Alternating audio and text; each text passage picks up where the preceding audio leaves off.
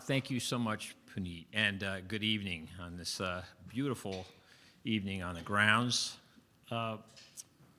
Sometimes it's helpful to get a larger perspective of our world. And in 1999, 25 years ago, today, Bertrand Piccard and Brian Jones became the first to circumnavigate the globe in a hot air balloon. Well, we're here today for a similar purpose, to get a larger perspective of two iconic wonders of the American world, Monticello and the University of Virginia. You know, over the years, as a member of the medical school faculty here, I've spoken to so many students who told me that they were introduced to the University of Virginia because of a tour of Monticello when they were children. Or perhaps their grandparents talked to them about what an interesting place and what an important place Charlottesville was. So it's that connection, both at a macro level and a micro level, that is so important. And I don't think that we could have a better person to speak to us about this today than Ann Lucas. Ann is Senior Historian Emerita at Monticello, where she worked for more than 3 decades.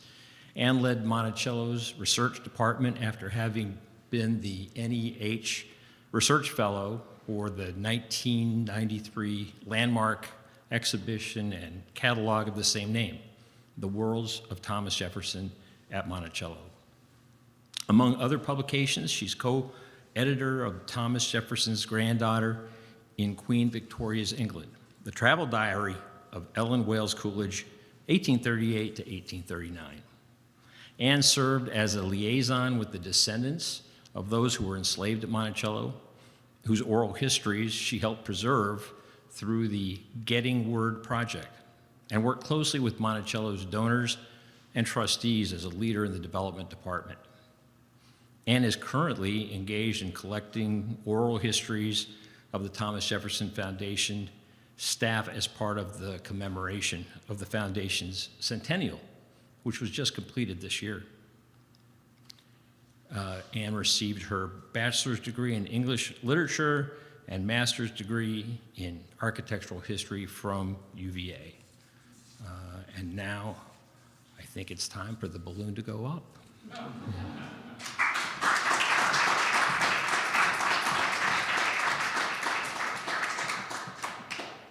Greg, thank you so much. How's my audio?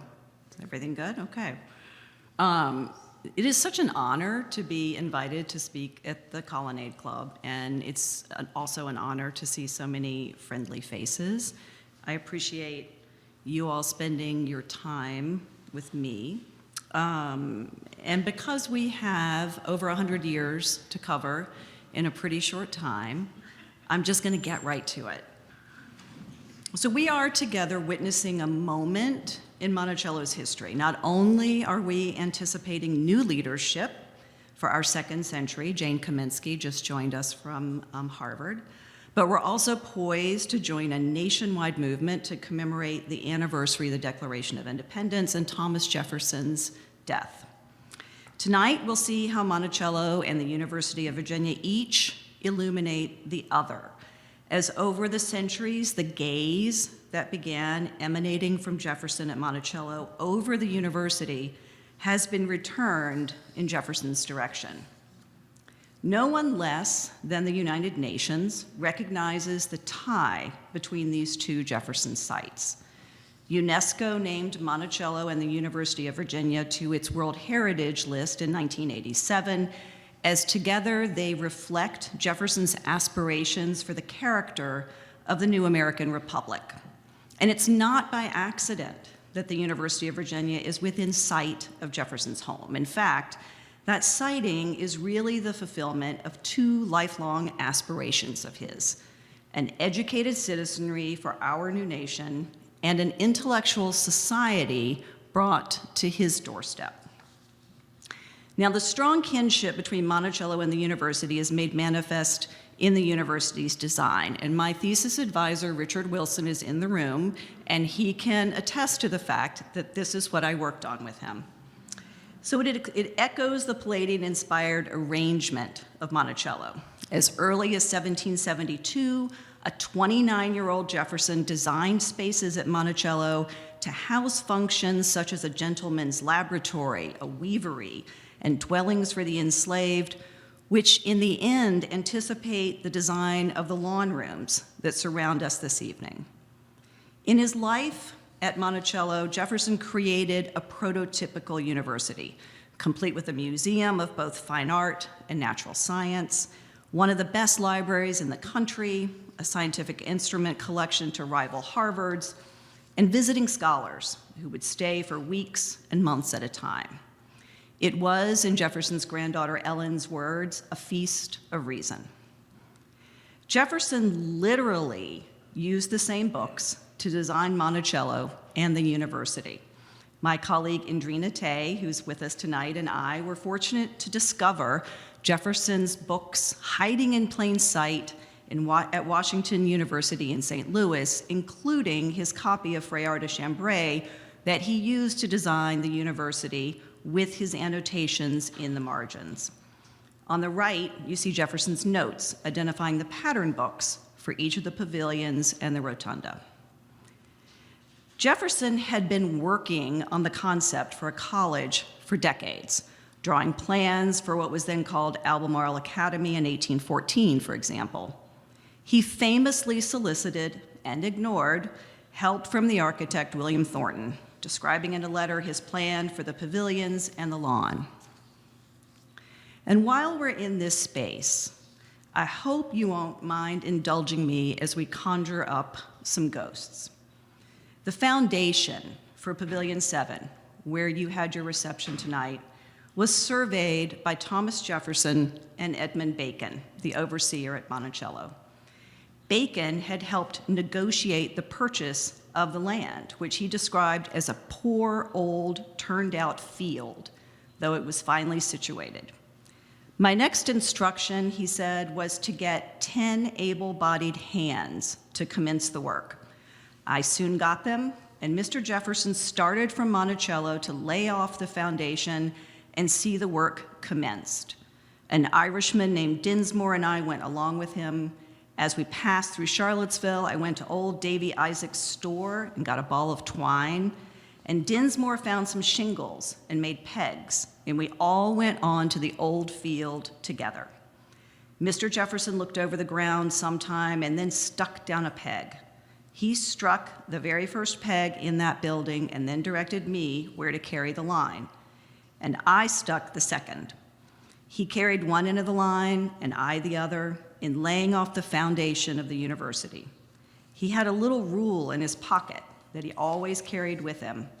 And with this, he measured off the ground and laid off the entire foundation and then set the men to work. Jefferson observed the construction of the university from Monticello, likely using this hand telescope. On the right, you see the 1825 watercolor by Jane Braddock Petticolas showing that view from Monticello, along with considerable erosion and tired fields.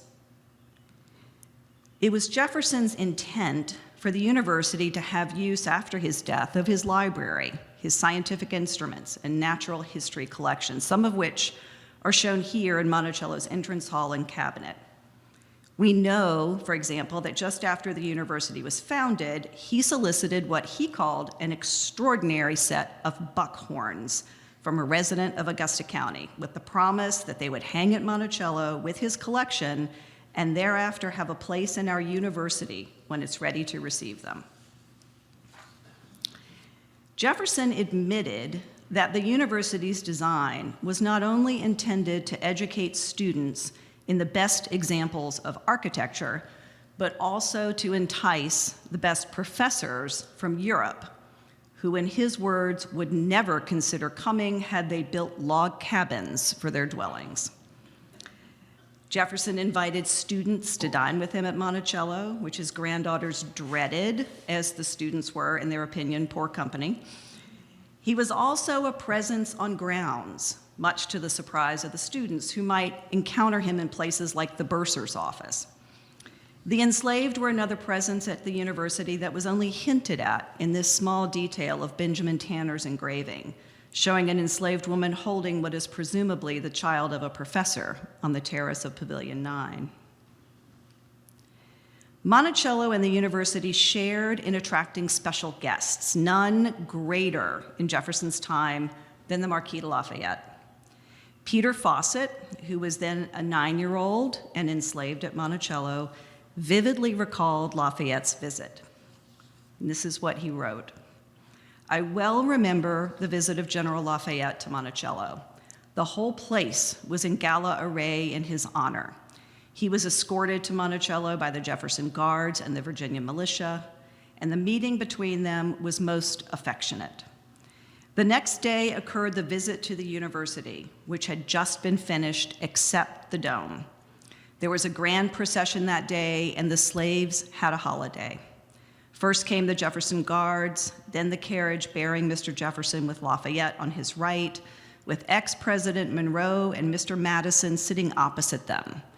In the second carriage was General Cox, president of the university faculty. Fawcett's remarkable recollection ends with Jefferson's death. He goes on to say, there was never such a time in Virginia as during the visit of General Lafayette. 2 years after this, Mr. Jefferson died. Then began our troubles. We were scattered all over the country, never to meet each other again until we meet in another world. In a coincidence that would be a marketing manager's dream, Jefferson died on July 4th, 1826, the 50th anniversary of the signing of the Declaration of Independence, and he was buried at Monticello on July 5th. One student described attending the funeral on the rainy day, writing that though the weather was very inclement, all of the students and a great many of the citizens of Charlottesville were present. A much later account puts Edgar Allan Poe at the service, though this has never been confirmed to my knowledge. Professor Key, who hailed from England, described the scene in 1826. He said, we were at an unmeasurable distance from any largest town, so that during my stay there, I saw nobody who was not accidentally thrown in our neighborhood. And after Jefferson's death, even this society was diminished. In other words, they were in the middle of nowhere. So imagine you are a newly arrived professor. Not only do you have a pavilion to furnish, but you also have a pavilion to staff, as we saw referenced earlier.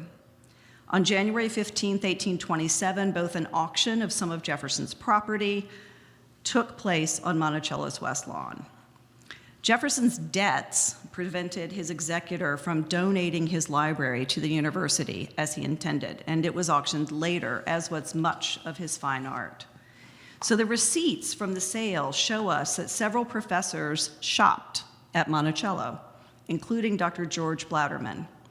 His receipt details the heartbreaking purchase of those enslaved by Jefferson alongside furniture and works of art. Monticello guide David Thorson has done terrific work on the dispersal sale and its consequences.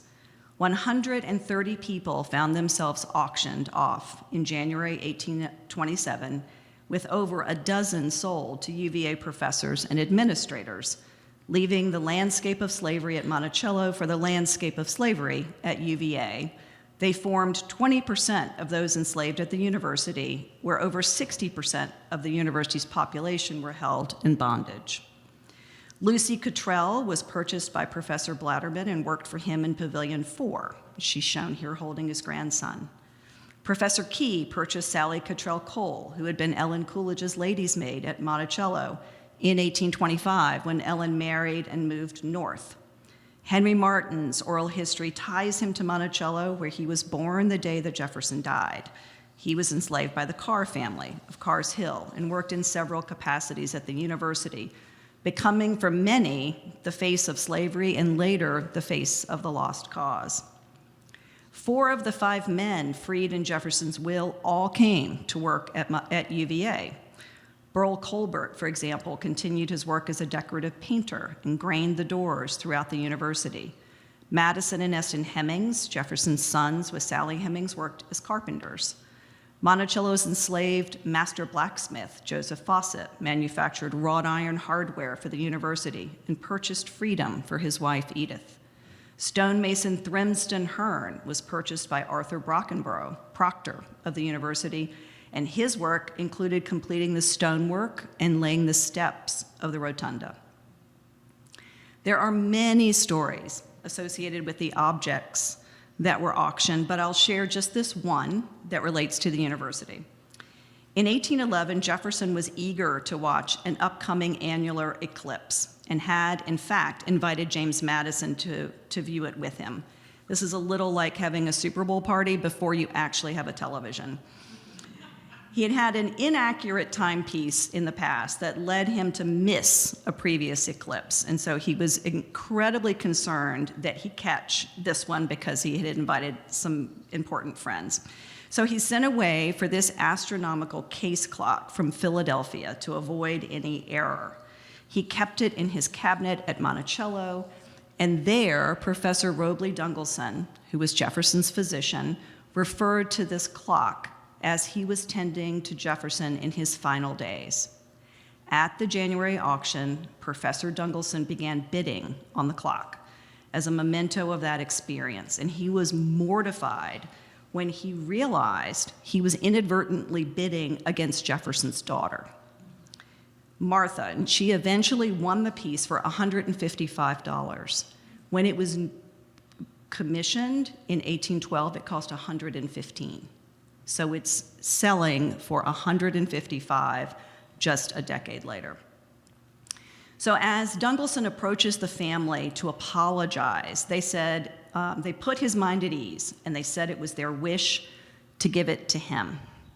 So they had been bidding on the clock in order to give it as a gift to Dungleson in recognition of the work that he did with Jefferson at the end of his life.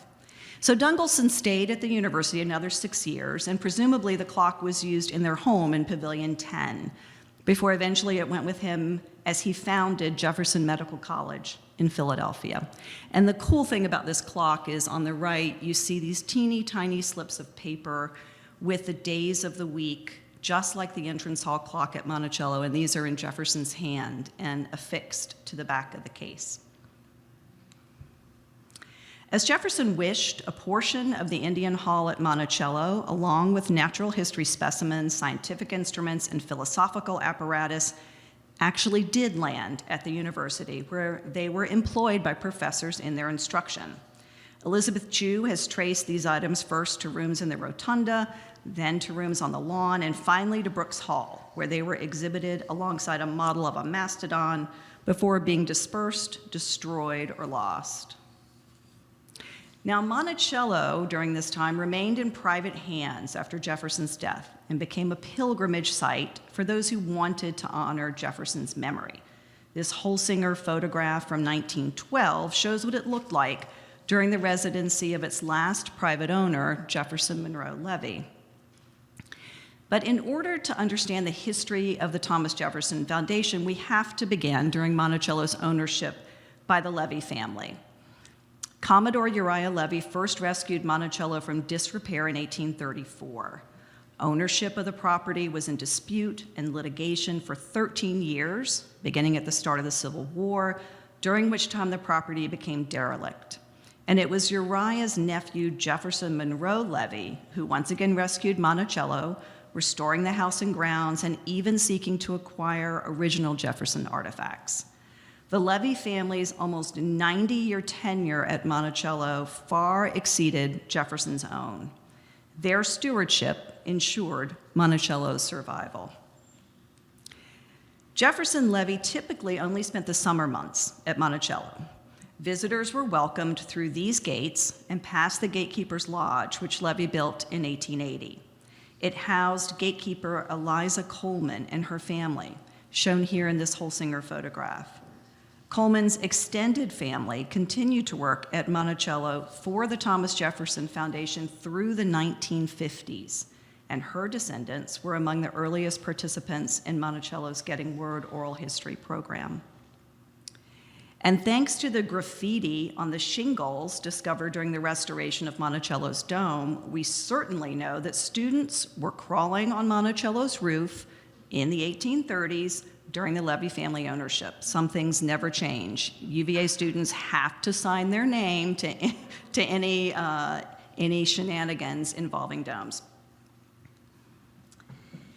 Levy had been approached to sell Monticello numerous times, but around the turn of the century, the pressure started to build on multiple fronts, beginning with William Jennings Bryan, and fueled in many instances by anti-Semitic rhetoric. A 1909 visitor named Maud Littleton led a national campaign to take Monticello from Levy, referring to him as a rank outsider, and transform it into a shrine to Thomas Jefferson. Her efforts led to a series of hearings on Capitol Hill in the summer of 1912, when both her husband and Jefferson Monroe Levy were senators. Levy resisted the call to sell Monticello, famously saying that when the White House was for sale, he would put Monticello for sale. But by 1914, Levy agreed that if it was the will of the people, he would sell to the U.S. for $500,000. The First World War interrupted Littleton's pressure campaign, and by 1919, Levy had engaged a real estate agent and advertised Monticello for sale himself. Meanwhile, two additional groups led by women tried but failed to raise the funds to meet the Levy's purchase price. One of the most influential voices to emerge around this time was that of the scholar and architect Fisk Kimball.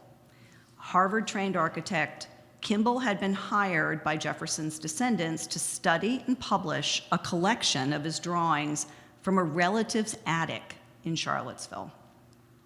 The Grand Folio, Thomas Jefferson Architect, was published in 1916, and that reflected the work of both Fisk and his wife Marie Kimball, who was an able historian who would become Monticello's first curator. The landmark study incorporates information from Jefferson's letters, account books, memorandum books, and journals to create a framework and a numbering system for his architectural efforts that is relied upon by scholars to this day.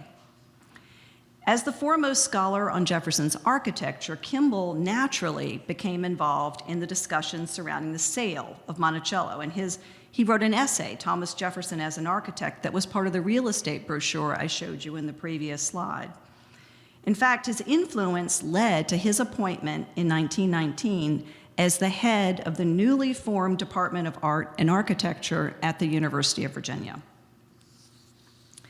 Meanwhile, University of Virginia President Edwin Alderman was also entering the conversation. In 1915, Alderman lobbied his friend President Woodrow Wilson and Representative Hay to convert Monticello into a museum of Jefferson's writings and manuscripts and, quote, the best library of printed books and pamphlets on the subject of democracy, its rise, its progress, its perils, its problems. Make the University of Virginia the curator for the students and scholars of the university and the world. In Alderman's words, thus the home of the greatest Democrat of the modern world in any land might be made practical in enduring service allied with the university. He closed the letter by saying he'd been considering this for some time, but he didn't want to enter into that argument that was going on surrounding Monticello's future until now. And what was the reason he wanted to do it now? He wanted to announce this at the gala centennial celebration of the university in 1917. So this was going to be his big reveal in 1917, that the university was going to curate Monticello as a museum. And look who endorsed Alderman's plan. The Alumni News, published by the Colonnade Club, published Alderman's letter to Hay with an editorial recommending the arrangement. And they write, President Wilson's endorsement for the purchase of Monticello by the U.S. serves to make probable a successful ending of the agitation, which has now covered a period of some years. It would enhance the value of Monticello to the nation and even to the world, not only as the home of the great American Democrat, but as a national museum of democracy. I had to smile when I was looking through this alumni news. They still have the same ads that we have today. It's still full of real estate ads, and there was an article about how great the basketball team was. As we know, World War I caused all conversations regarding government purchase of Monticello to come to a halt, so that campaign came to nothing. And it was nearly a decade later that one nonprofit was formed to rule them all. On April 13, 1923, the Thomas Jefferson Memorial Foundation was incorporated in Albany, New York, for the purpose of establishing Monticello as a memorial to the author of the Declaration of Independence and inculcating through patriotic education a better understanding and appreciation of the life and service of Jefferson. Fisk Kimball immediately wrote to the foundation's president, Stuart Giboney, who was a university graduate, offering his assistance with the admirable effort to purchase and preserve Monticello. Kimball had been, through the American Institute of Architects, calling for Monticello to go into private ownership, to go into public ownership because he felt like it was too much for the Levy family. And he had been a real advocate of the family, but as the years went on and the finances began to fail, it became evident to Kimball that this wasn't tenable. So Kimball offered to help, and he offered to make a detailed study of Jefferson's drawings, to use his influence with the family to get objects, and have them return to furnish Monticello. And you can imagine Stuart Giboney is like, yes, you're on board here. And here is the letter that Giboney writes back to Kimball. And I'm showing you the letterhead because it's just so much fun. Anyone who's worked in Kimball's papers, Kimball writes on everything. He scribbles everywhere, he makes notes, and we all spend our lives trying to decipher what he's saying.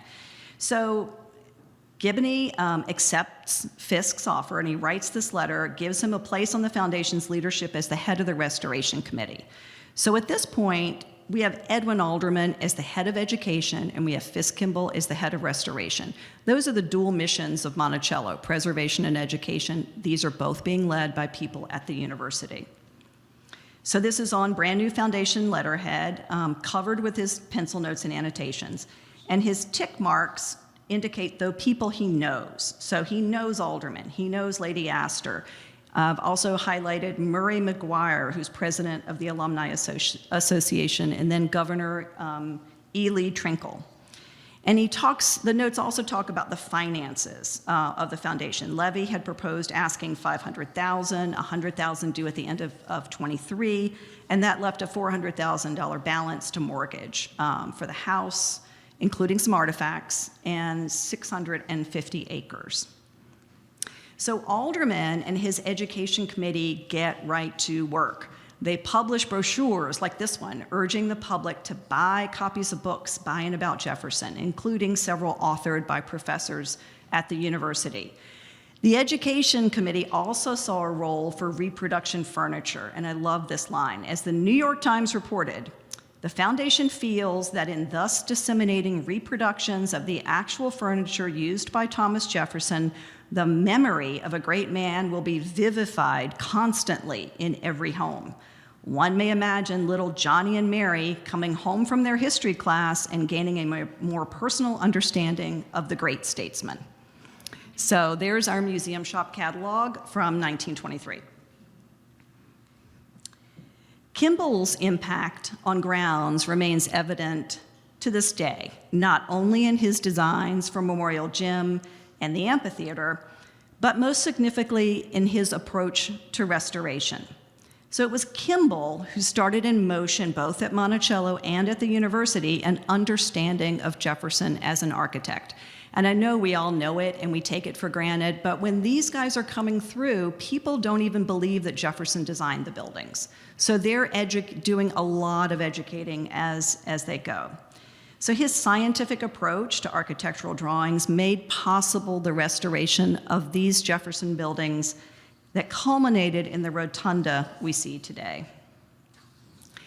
Kimball went on to become the director of the Philadelphia Museum of Art, but he remained engaged with Monticello the rest of his life. So it was lucky for those of us who work in history that he worked at a distance, because that meant he had to write letters. So he relied heavily on local architect and another UVA alum, Milton Grigg, and Grigg became his trusted partner for Monticello's restoration. And I'd be remiss if I didn't also mention here Freddie Nichols, Richard Wilson, and Brian Hogg. These are all names of people whose work at the university, like the Kimballs, connects the dots between Monticello and UVA. And Brian Hogg has the added distinction of being one of the only male guides at Monticello during his student days, with hilarious tales from the break room from those years. Foundation leaders immediately launched campaigns to raise $1 million. They've got to pay off the mortgage, they've got to stabilize the property. So they also had the dual task of educating the public about Jefferson, who was then more on the margins of awareness, and about Monticello. And their methods included stunts, such as Virginia Governor Trinkle riding on the streets of New York in Jefferson's gig, part of a procession from Monticello that included stops in Washington, where President Wilson met the gig and made a contribution, and in Philadelphia. In 1927, they illuminated Monticello with what was said to be the largest searchlight in the world, mounted 3 miles away in Charlottesville on top of the newly constructed Monticello Hotel. As Merrill Peterson wrote, "The foundation did not let up, nor did it confine its activities to Monticello. The foundation, not the government, was the chief agent of Jefferson commemoration. The enormous searchlight it turned on Monticello in 1927 was a fair symbol of its illumination of Jefferson." And you have to remember, this is a time when there's no Jefferson Memorial, right? So Monticello, the reason the word memorial is in the name of the foundation is that this is the Jefferson Memorial. Once Monticello made the transition from private home to public memorial, businessmen and UVA alumni, such as Fred Twyman, worked with the Virginia Chamber of Commerce to quite literally put Monticello on the state's tourism map. Truly, there are maps before Monticello, and then there's maps after Monticello. Monticello's influence on America's built environment began to grow, and that was nowhere more evident than in Charlottesville. Fred Twyman was the only local member of the Foundation's Board of Governors. He was born in nearby Madison County. Twyman attended the university and quickly became a leader in Charlottesville's civic community. He operated both the Jefferson and Lafayette theaters, became chairman of the board of the Jackson Park Hotel Company. The company was in the process of building a hotel in downtown Charlottesville across from the courthouse, designed by architect Stanhope Johnson, and slated to be named after James Monroe. Twyman, however, helped steer them to a different president. As reported in the Charlottesville Daily Progress, from a publicity standpoint, the board decided to change the name from James Monroe to the Monticello Hotel. The directors realized that there are a great many enterprises trading under the name Monticello. However, they felt that Monticello is a shorter name. I thought that was a really nice strategy, shorter. And it would be linked with the publicity which the Thomas Jefferson Memorial Foundation is now giving to Jefferson and Monticello on the front pages of the big dailies of the country.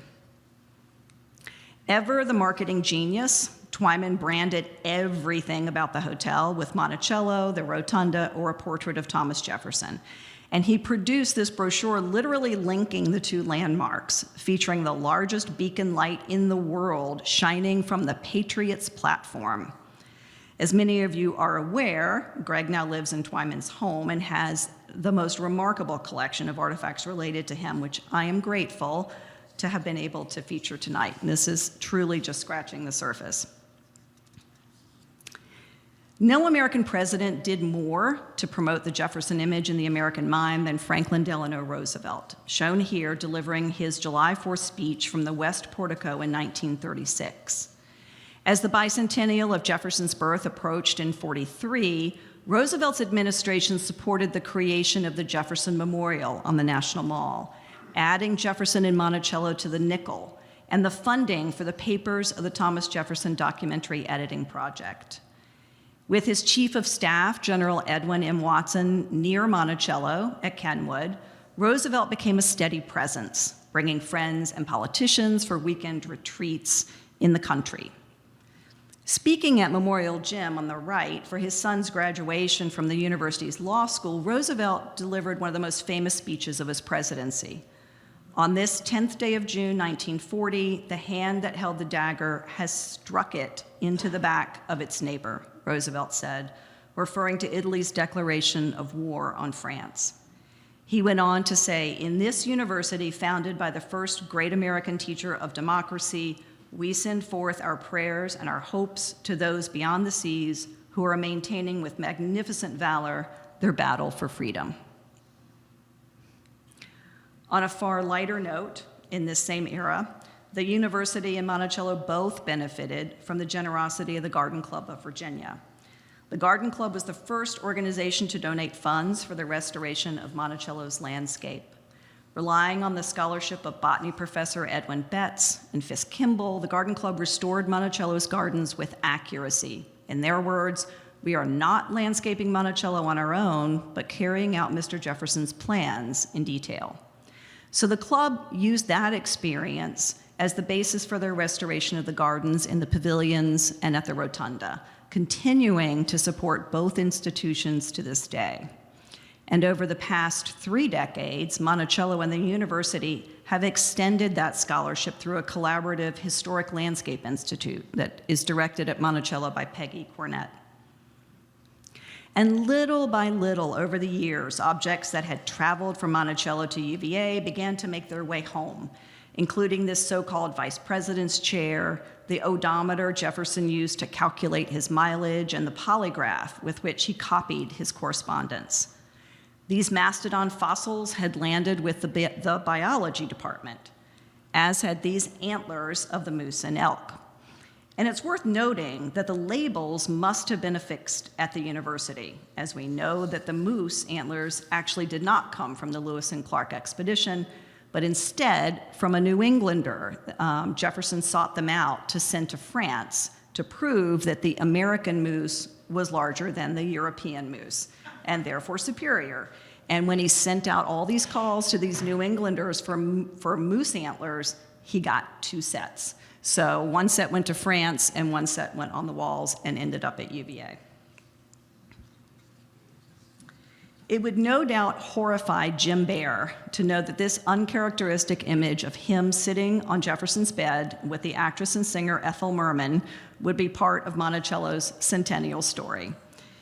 Monticello's first resident director, Jim Baer, was a scholar and a librarian at the university. He began his term following Fisk Kimball's death in '55. Baer counted the restoration of Jefferson's bedchamber and his cabinet among his most significant contributions to the interpretation of Jefferson. And until his arrival, there were no books on display in Jefferson's library. And that's because Fisk Kimball was a stickler for details. So if it wasn't Jefferson's, he didn't want it in the house. But Baer recognized the need to convey the vastness of Jefferson's collection, which by extension would display his intellect and his interests. And he set into motion the acquisition and assembly of Jefferson's retirement library. Baer's affiliation with the university led to numerous exhibitions and special collections and the then Bailey Art Museum. He instigated a gift from the foundation to special collections to acquire Jefferson's manuscripts, and he launched the Jefferson Medals in Law and Architecture and the endowment for the Jefferson Professor of History, given first to Dumas Malone. Baer was also the first foundation staff person to write about slavery at Monticello. And during his 30-year tenure, his curiosity about the human dimension of the plantation resulted in the first excavations at Mulberry Row, at the main street of Monticello's plantation, and then with Cinder Stanton, the editing and annotation of Jefferson's account books. During Baer's leadership, he was so fortunate to have the perfect counterpart at the university, Edgar Shannon, for whom Alderman Library has just been renamed. A boy from the Valley of Virginia who went on to Harvard and became a Rhodes Scholar, Mr. Shannon led the university through a time of tremendous challenge and change, through the Vietnam War, the admission of women and students of color. He was a scholar of Tennyson, and the minute he retired as the university's president, he joined Monticello's board, where he participated for more than 2 decades. What you'll never see written about Mr. Shannon is that after his retirement, he also deigned to teach in the English department, where he advised students. He was, in fact, my undergraduate advisor, and in many ways charted my destiny. Waiting to meet with him in his office was no less momentous for me than it must have been for those students in 1825 waiting to see Jefferson. Mr. Shannon was an eager participant in the academical village. His remarks in 1969 at a reception for the sesquicentennial of UVA are just lovely, and they're so characteristic in their tone. And this is what he said: "I am sure that all of us shared feelings of awe and wonder as the American astronauts circled the moon and returned triumphantly to this world. Those astronauts carried with them in Apollo 8 3 experimental projects on behalf of scientists at the University of Virginia. Could anything more vividly dramatize Mr. Jefferson's conviction that a university should be based on the illimitable freedom of the human mind, that nothing is beyond the reach of free men?" It's kind of like your hot air balloon, Greg, going around.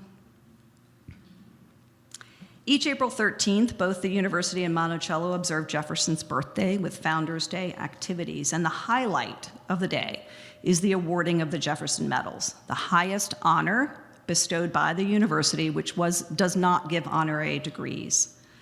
The medals were initiated under Shannon and Baer's leadership, beginning with the award for architecture in 1966 to Mies van der Rohe. The awards expanded to include a medal in law in 1977, awarded to Justice Ruth Bader Ginsburg, then to include citizen leadership in 2007, which you're seeing here. And the recipients that year included Charlottesville's own Anne-Marie Slaughter, Alan Greenspan, and Zaha Hadid. And one of the fun facts is that if you agree to receive this medal, you also agree to receive it in person. So it requires that each of these luminaries is coming to Monticello and the university. Shannon thought that Jefferson, remembering his own use of fine architecture as a fringe benefit when he initiated what he called the brain drain in Europe, would be gratified by the university and Monticello's devices to bring one of the world's greatest architects to grounds every spring. Despite being more at home among manuscripts than royalty, Jim Baer led Queen Elizabeth and Prince Philip on their visit to Monticello during America's bicentennial. One trustee recalled that the Queen had done her homework that day, addressing each guest who was instructed to arrange themselves alphabetically with an anecdote or a comment particular to them. So it was during the bicentennial that Monticello reached its highest ever visitation, 671,000 people that year. Among the year's highlights were the opening of the Eye of Jefferson exhibit at the National Gallery, curated by Monticello trustee Howard Adams. There were fireworks on the National Mall launched from a model of Monticello. Chief Justice Warren Burger presided over the July 4th naturalization ceremony, and President Gerald Ford delivered an address at Monticello the following day. And this all culminated with the visit of the Queen, our modern-day Lafayette, which concluded with a dinner in the Rotunda. There are too many UVA alumni and affiliates who have worked at Monticello to count this evening, but I want to highlight 2. Jim Baer assembled a team that continue to impact Monticello today. He brought in young talent in the name of Bill Beiswanger and Cinder Stanton, and they went on to accomplish volumes, but I'm showing you just some of their signature projects under Mr. Baer's leadership. Bill Beiswanger received his first assignment at Monticello on the day he graduated from architecture school, and he shared with me that he might have been a little hungover at graduation and distressed by the blazing sun when he accepted Freddie Nichols' invitation to come and work at Monticello. He said Mr. Nichols literally sat with him at graduation while the sun was streaming down and he was sweating. His first assignment was to make measured drawings of the furniture, and this was part of disaster preparedness.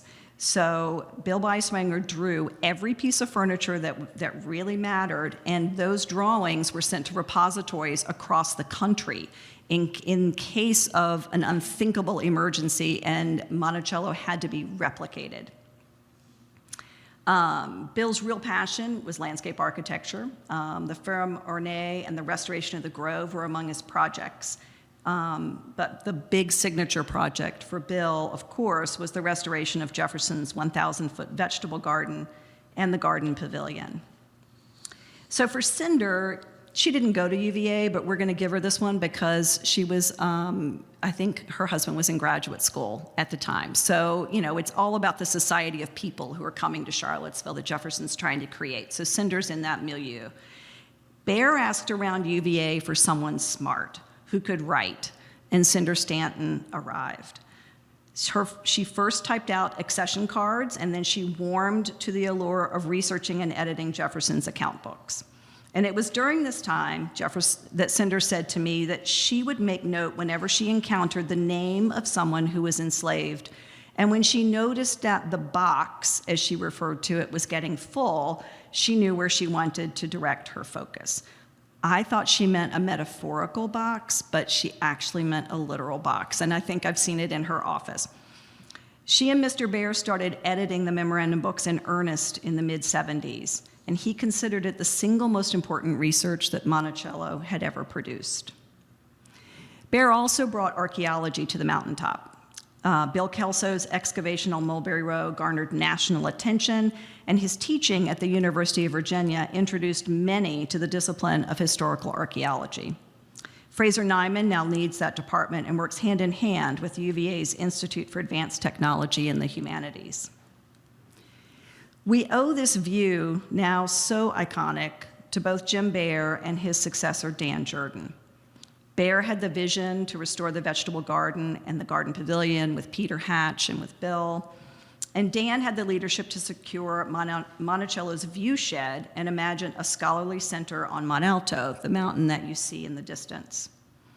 Monticello trustee Frank Berkeley, who was then the curator of manuscripts and the founder of University Press, nicely summed up the transition between those two administrations, and this is how Frank described it. He said, the foundation's education mission broadened with Dan Jordan. I think he could see the place so differently. He could see it as an educational institution, as a museum that exhibited Jefferson and his times, and he went at it very broadly. Jim Bear understood what it ought to be, and Dan made it what it ought to be. Dan received his PhD in history from UVA, studying with Merrill Peterson, and he had been a recipient of one of those Thomas Jefferson Memorial Foundation fellowships designed to attract and grow scholars. So I would say that was a good return on the foundation's investment. Dan immediately started working on plans for Jefferson's 250th birthday in '93, a commemoration with enduring impact, Monticello's second highest visitation. Dan's philosophy was that '93 wasn't just an excuse for a celebration, but a moment to launch major things. And the landmark exhibition and catalog, The Worlds of Thomas Jefferson at Monticello, Susan Stein, my colleagues, and I situated Monticello's material culture within the context of Jefferson's political career, his family life, and his pursuits.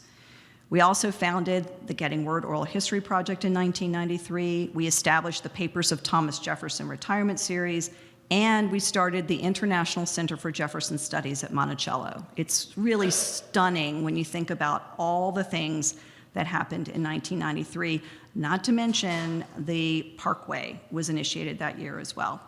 And each of these initiatives relied on advisory committees that included UVA luminaries like Julian Bond, Ed Ayers, and Angela Davis. And I remember as a young staff person being in the room while Julian Bond is talking about how we approach the way we talk about the enslaved. And it was incredibly impactful and certainly brought about everyone's best thinking.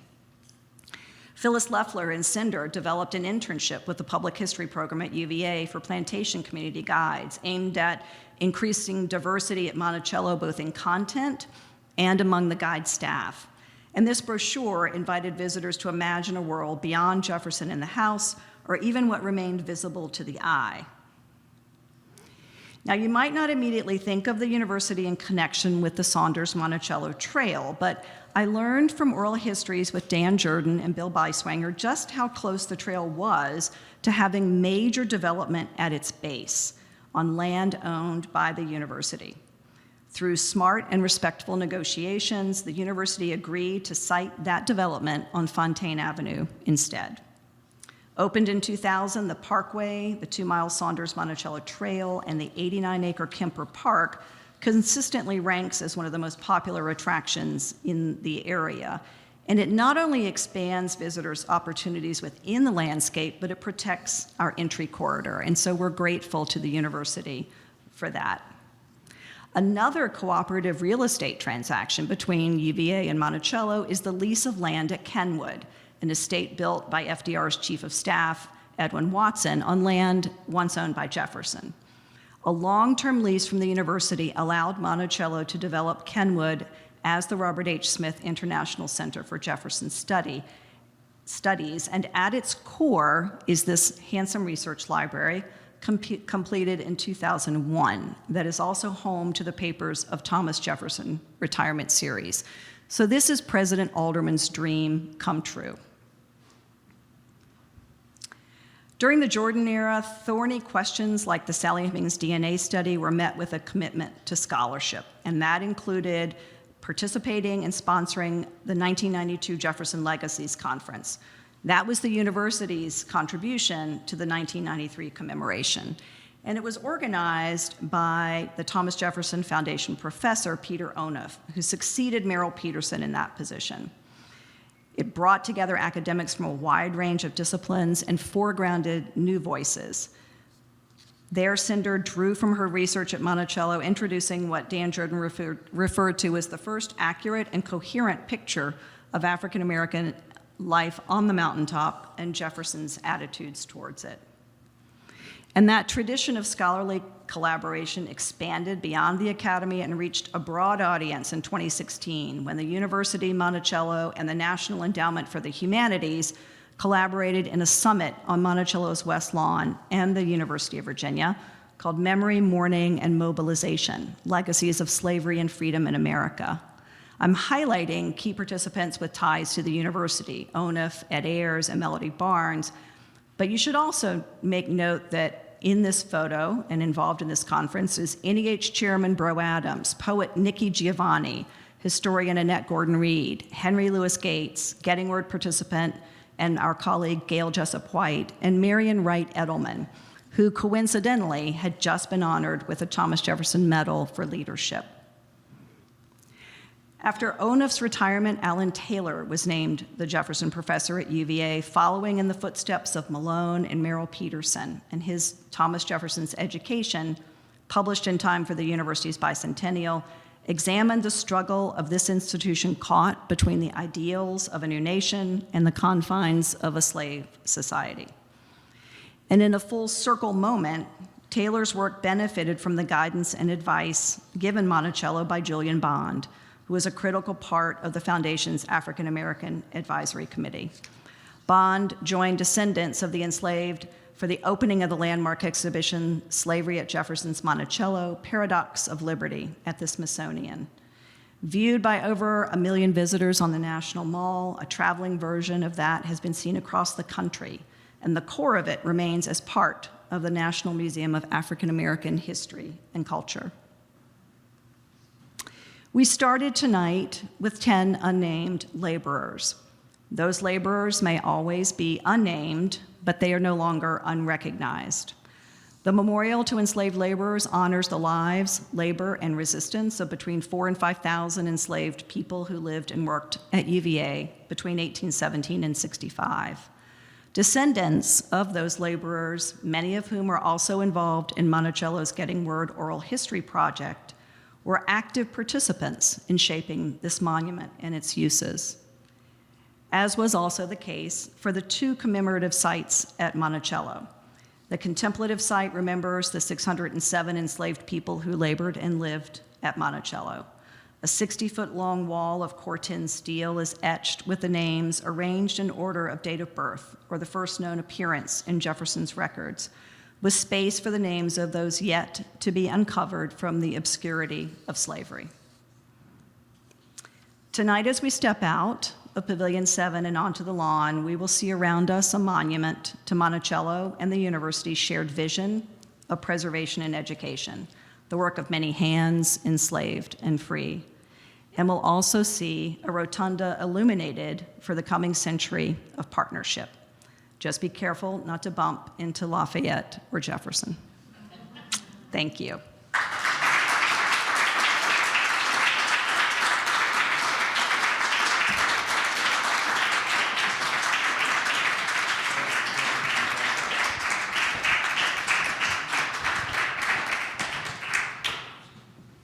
So it's time for some questions, and we'll recognize anyone who has a question regarding the presentation.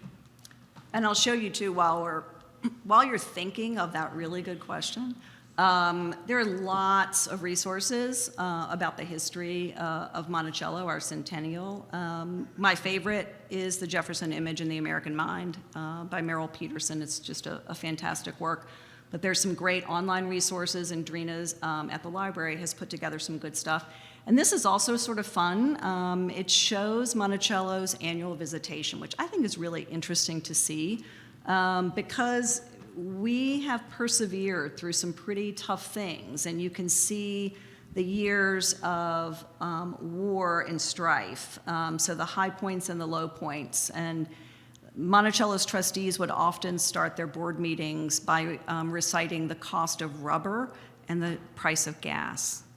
So once the parkway went in, everything about the place was impacted by those two things for our tourism and our bottom dollar. But you see the COVID impact that we had, the third bar from the right. Yes?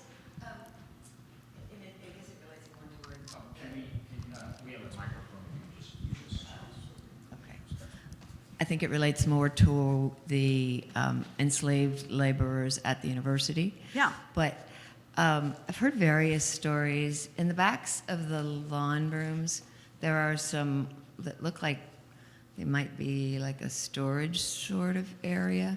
And I've heard statements that that's where enslaved laborers lived. And I didn't know if you knew anything about that. I am not an expert on that by any stretch. I don't know. Does anyone, Michael, do you happen to know any, do you remember that? No. I have read that, but I really don't know the details. I think that from what I understand, there were some spaces perhaps on the east side because of the way the land slopes that could be inhabited, but I think I've heard probably exactly what you've heard. Yeah. Mm-hmm.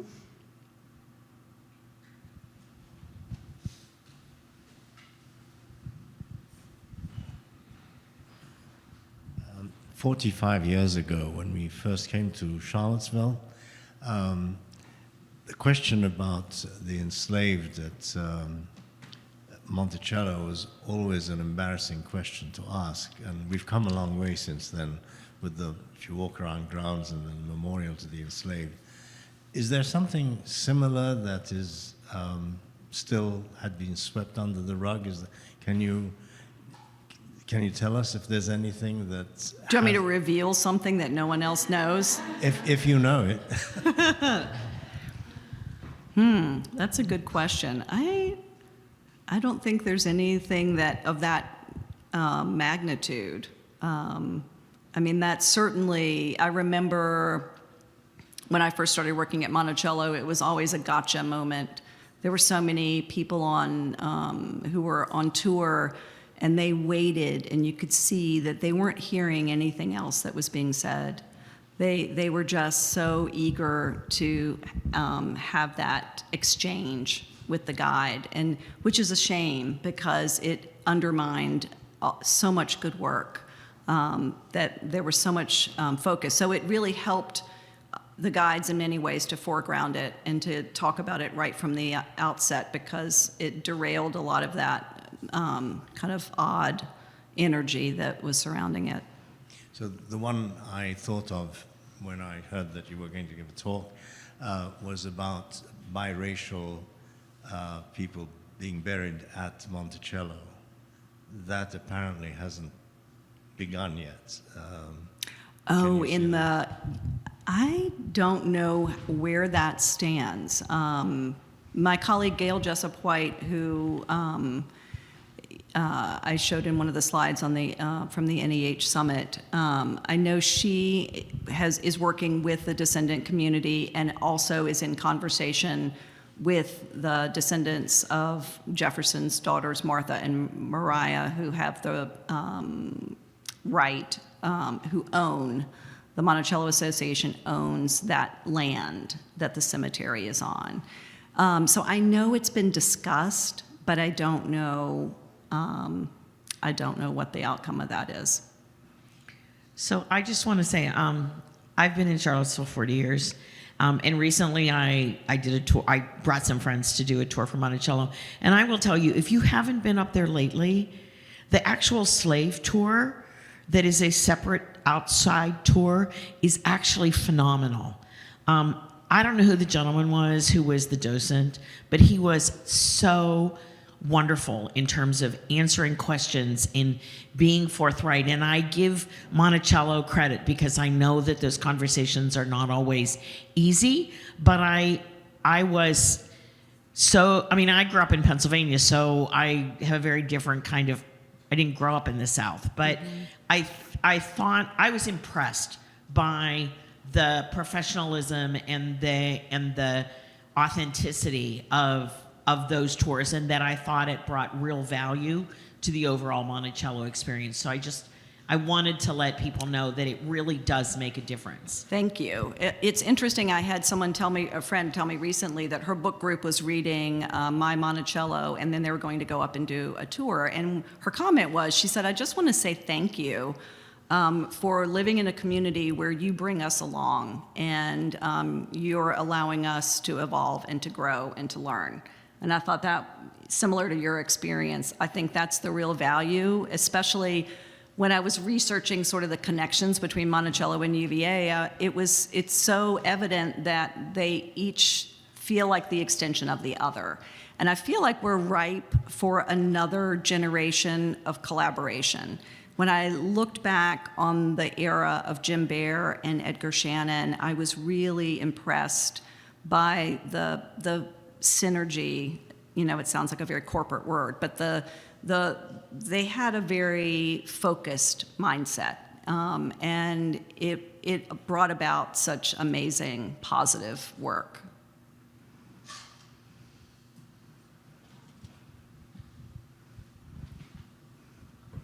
Well, I hope you join me in thanking Anne once again for this absolutely wonderful presentation.